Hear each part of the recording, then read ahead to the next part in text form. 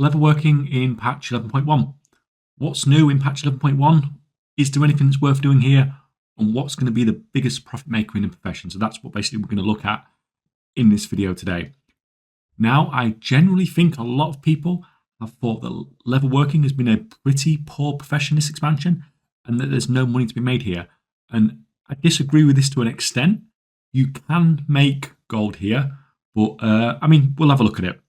Leatherwork is one of the few professions actually getting something new in patch 11.1. So we are getting the charged armor kit. So this is a new leg enchant, main stat and stamina armor kit. So how popular this is going to be, we'll have to just see how it goes.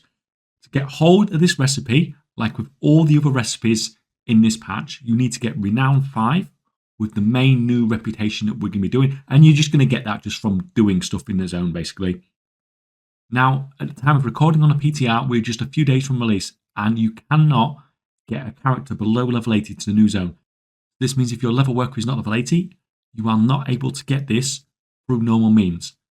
But you can summon your character to the new zone, and if you summon, then you can interact with all the vendors and stuff like that and buy the patterns that way.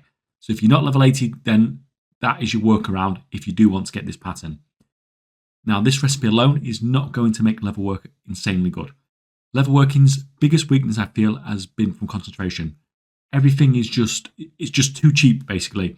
There is hardly any difference between sort of rank 2 and rank 3 for the majority of the materials that goes into stuff in leatherworking. Not actually unusual to see like the rank 3 leathers and stuff like that actually cheaper than the rank 1s and the rank 2s. It's not an unusual situation. This itself is not going to be changing in 11.1. The charged armor kit has materials that barely make any difference to price, whether you're using rank 2 or rank 3 mats.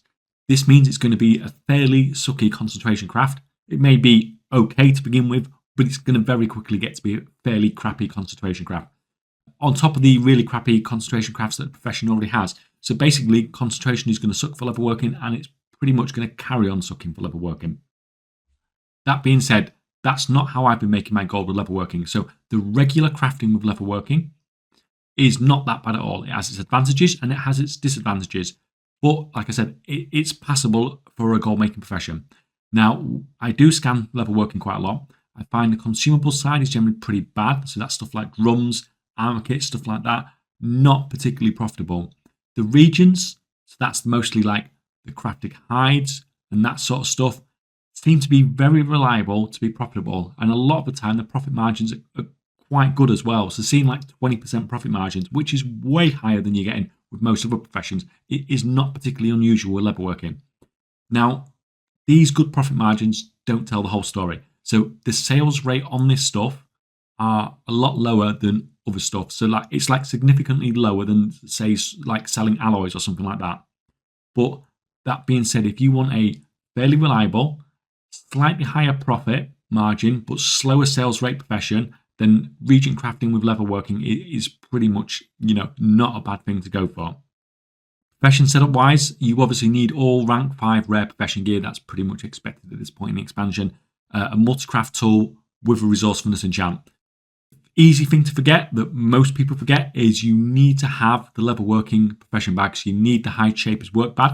This is going to give you an extra 90 extra resourcefulness when you're crafting resourcefulness. This is insane. It's absolutely essential that you have that. So do not miss out on that, because it's going to massively cut into your profit margins if you do. Knowledge-wise, you'll need 30 points in learned leather, 30 points into waste knot, and 30 points into industrious innovations. In addition to that, you also need 30 points into flawless vertes and 30 points into spotless stitching. That's 150 points, and that's the minimum build setup for doing this regent crafting with leatherworking. Now, if you want to craft any of these extra items, some of these items cost just a little bit more knowledge points. And you can see here on the image I've put on screen, this is the areas of the knowledge tree that you also have to max out if you want to craft any of these things in particular. Setup-wise, that's pretty much it. That's all you need. So it's not a massive amount of knowledge points.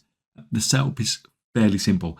When crafting, you obviously need to run the File of the Bountiful Seasons, rank 3. This is a huge buff to your resourcefulness, absolutely essential to sort of maximize your profits. In addition to that, you can also use the Vial of the Quick Hands from Dragonflight. This is just going to improve your crafting speed quite a lot. It helps to get to the max 75% crafting speed. You can pretty much get that quite easily if you're running this and you've got the Weaver's buff up as well. Another tip that's fairly helpful for leatherworking region crafting a lot of the time is making your rank 3 carapace back hide cheaper. This is useful as we use these in crafting a lot of the hides. So we craft this and then we craft these into other hides and regions. So it's really useful if you can cut down the cost on these, because it has a knock-on effect on basically everything else you are crafting. Now, usually you craft these with a rank 3 thunderous hide and a rank 3 sunless carapace. You can actually use a stack of Pentagon reviews. So this gives you plus 10 skill, and you can use this, and that means you can replace the rank 3 thunderous hide with a rank 2. Now, at the moment, when I just checked this on the US, the prices, it wasn't actually beneficial to do this, but I have found that the majority of the time it has been beneficial to use this instead, and it cut down the crafting costs. And sometimes it's cutting down the crafting costs significantly, but it all just depends on the price between the two things. I do think region crafting for leatherworking has been largely underestimated this expansion by a lot of the player base, but that's probably a good thing because of the lower sales rate. So if everybody thought this was good and everybody flooded to it, then the profit margins might go down, especially when you've got a lower sales rate, then things can sort of drop off a lot quicker if a lot of people are doing it. So I'll quickly touch on gear crafting because I know a lot of people with leatherworking went down that way. Not really my thing, like I've said in all of these videos. So same advice, make sure you're using CraftScan. It's absolutely essential to sort of maximize the amount of people that you can get in contact with that actually want the crafts doing. Customize your message so you get more sales. Don't use the default setup because you just look like a bot and people are only going to turn to you sort of if they're desperate for a craft. And of course, you can sell these cross realms. You can do your crafting, your crafting their gear and stuff like that. You can do that cross realm if you do it through a guild, invite them to a guild and do it as a guild crafting order. So that sort of increases the pool of the people you can sell to significantly, especially if you're on a higher population server. You can be able to get much better commissions selling to people on lower population servers who may not have any choice but to pay you basically. Overall, with leatherworking then, concentration sucks, and that is not going to change in patch 11.1.